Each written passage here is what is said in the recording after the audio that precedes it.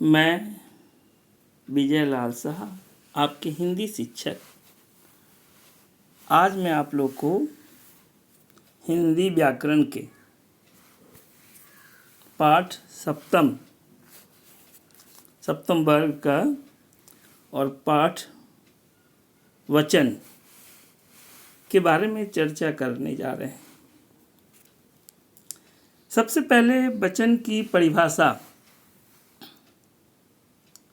वचन किसे कहते हैं? संज्ञा अथवा सर्वनाम के जिस रूप से एक अथवा अनेक का बोध होता है उसे वचन कहते हैं।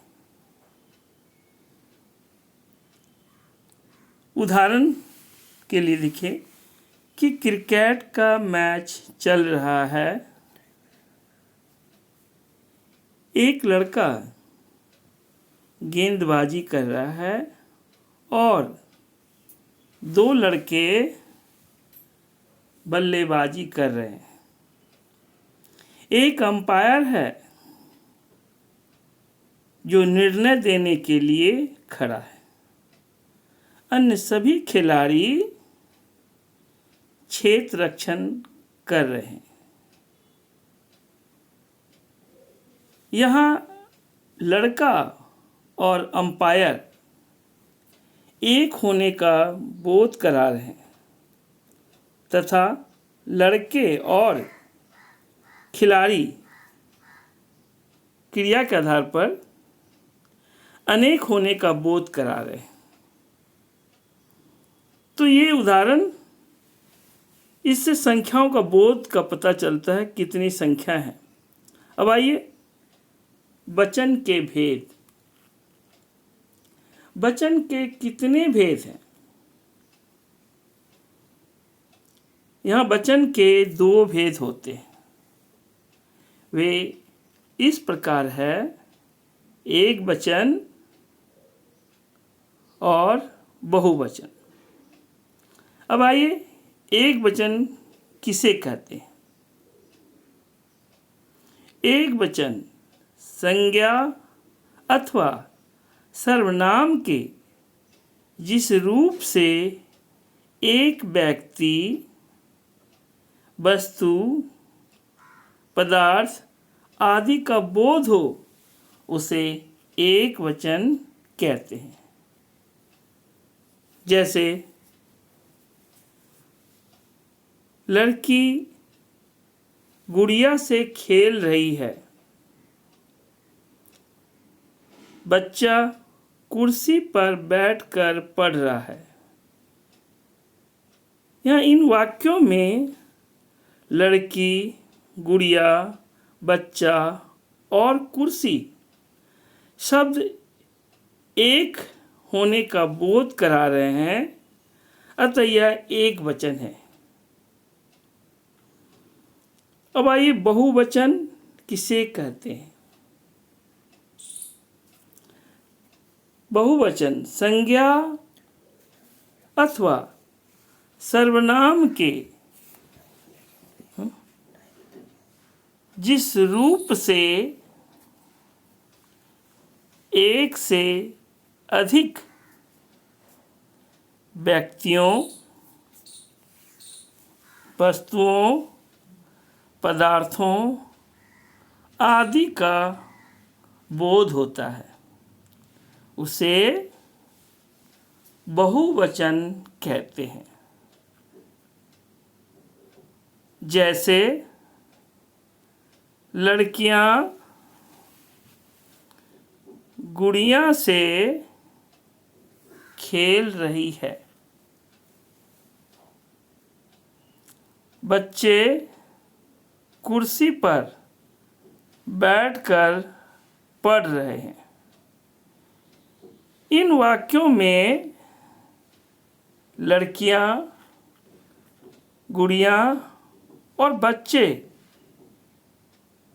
ये शब्द अनेक होने का बोध करा रहे हैं, अतः ये बहुवचन है। अब आइए वचन की पहचान। अब इसकी पहचान आप कैसे कर सकते हैं? यह एक वचन है या बहुवचन है? इसके लिए वचन की पहचान दो प्रकार से होती है। इस तरह है, पहला संज्ञा या सर्वनाम शब्दों के रूप के द्वारा, और दूसरा क्रिया के रूप द्वारा। अब आइए, संज्ञा या सर्वनाम शब्दों के रूप द्वारा जब संज्ञा अथवा सर्वनाम शब्द का एक संख्या का बोध कराए तो एक वचन, और अनेक संख्याओं का बोध कराए तो बहुवचन होता है। जैसे यहाँ रीमा पढ़ रही है और अध्यापिकाएं बच्चों से चित्र बनवा रही है। तो इस उदाहरण में रीमा एक वचन है, संज्ञा शब्द है, और अध्यापिकाएं संज्ञा शब्द है और बहुवचन का बोध करा रहे हैं। इन उदाहरणों से पता चलता है कि रीमा एक वचन और अध्यापिकाएं बहुवचन का बोध करा रहे हैं। अब आइए क्रिया के रूप में कैसे बता पाए। कुछ संज्ञा शब्दों का रूप एक वचन तथा बहुवचन दोनों में एक सा रहता है। ऐसे में ऐसे शब्दों के वचन जानने के लिए हमें वाक्यों की क्रियाओं की सहायता लेनी पड़ती है। जैसे बालक खेल रहा है। अब यहाँ बालक खेल रहा है, इससे पता चलता है कि यह एक वचन है। और दूसरा उदाहरण है, फूल खिल रहे हैं। फूल खिल रहे हैं, इससे पता चलता है कि बहुत सारे फूल खिल रहे हैं। तो यहाँ फूल खिल रहे हैं, यह बहुवचन का बोध करा रहे हैं। तो इस उदाहरण में बालक शब्द के एक वचन होने का बोध करा है, और क्रियापद बोध रहा है, और क्रियापद यह जो है एक वचन होने का बोध रहा है, क्रियापद करा रहा है, और फूल शब्द के बहुवचन होने का बोध करा रहे हैं, क्रियापद जिसका क्रियापद का है। तो इन क्रियाओं के द्वारा हम यह समझ पाते हैं कि यह एक वचन है या बहुवचन। अर्थात वचनों की पहचान के लिए हम क्रियाओं के द्वारा भी एक वचन अथवा बहुवचन को जान सकते हैं। अब आओ बच्चों, वचन संबंधी जानने योग्य बातें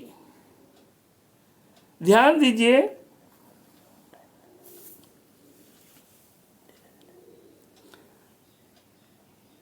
कभी कभी सम्मान प्रकट करने के लिए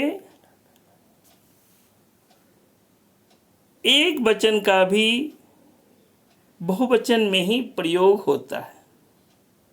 उदाहरण के लिए, जैसे पंडित जवाहरलाल नेहरू हमारे देश के प्रथम प्रधानमंत्री थे। यहाँ थे बहुवचन शब्द है, जबकि यहाँ पंडित जवाहरलाल नेहरू एक वचन है, लेकिन उनके सम्मान के लिए, यानी सम्मान के लिए हम एक वचन की जगह बहुवचन शब्दों का प्रयोग करते हैं। जैसे कुछ शब्द, संज्ञा शब्द सदैव बहुवचन होते हैं।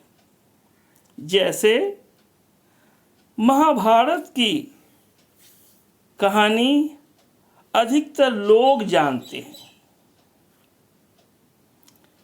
उसी प्रकार सांप को देखते ही मेरे होश उड़ गए। अब इनमें जो लाल रंगों के लिखे शब्द हैं वे सभी हमेशा बहुवचन का बोध यहाँ करा रहे हैं। अब आइए जिन शब्दों के अंत में जाति, सेना अथवा दल शब्द का प्रयोग होता है, उनका प्रयोग एक वचन में ही किया जाता है। जैसे अब स्त्री जाति भी बाहर के काम करने लगी।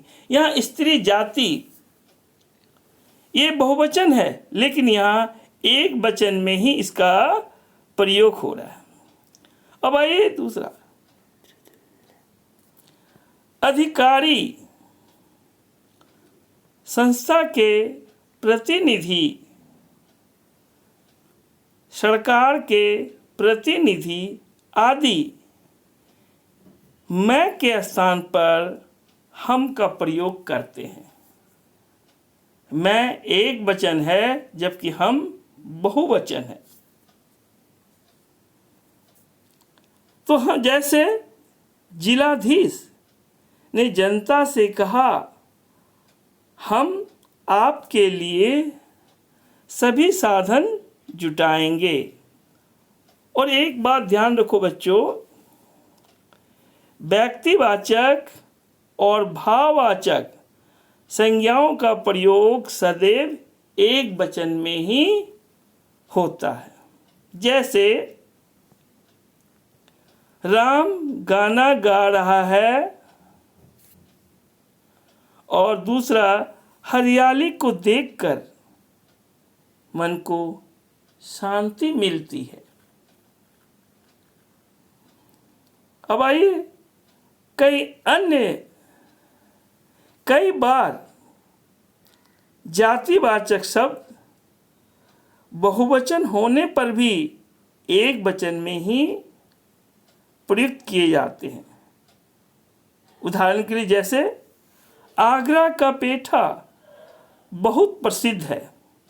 यह आगरा का पेठा बहुवचन है, लेकिन यहाँ इसका प्रयोग एक वचन में ही हो रहा है। तो बच्चों, अब एक वचन से बहुवचन बनाने के नियम। अब कैसे एक वचन से बहुवचन बना सकते हैं?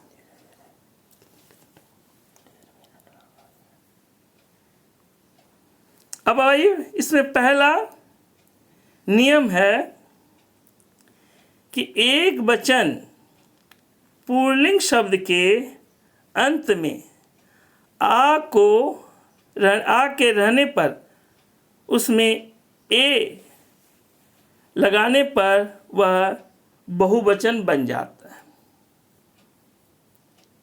जैसे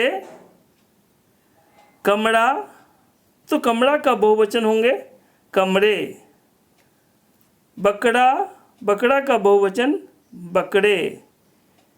बेटा, बेटा का बहुवचन बेटे।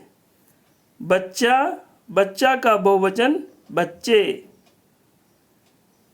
लड़का का बहुवचन लड़के। उसी प्रकार दूसरा नंबर, एक वचन अकरांत स्त्रीलिंग के अंत में अ को ए करके स्त्रीलिंग बहुवचन बनाया जा सकता है।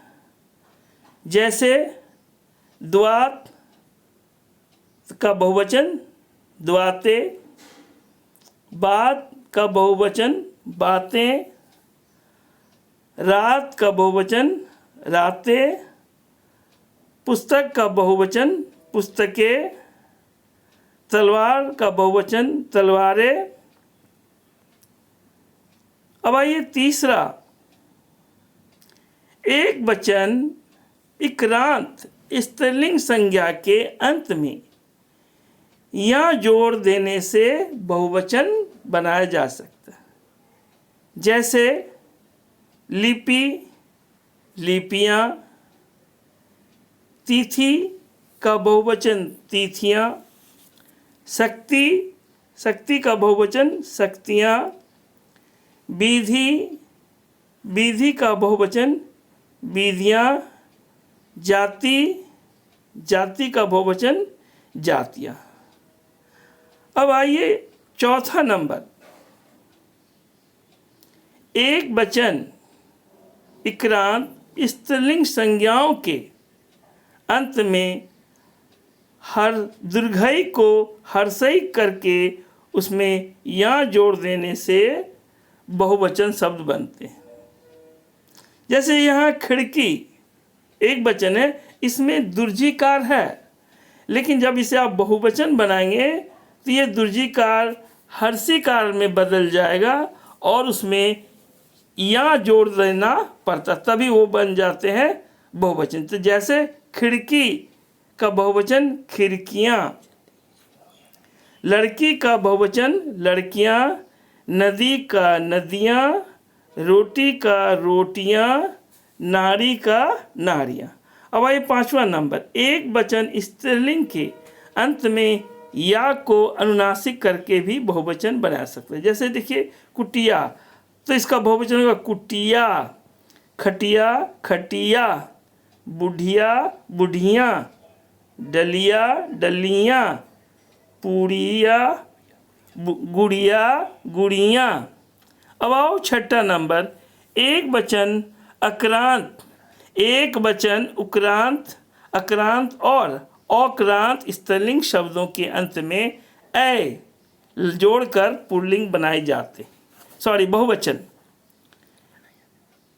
जैसे गायिका तो गायिकाएं, लता लताएं, सभा सभाएं, कथा कथाएं और माता माताएं।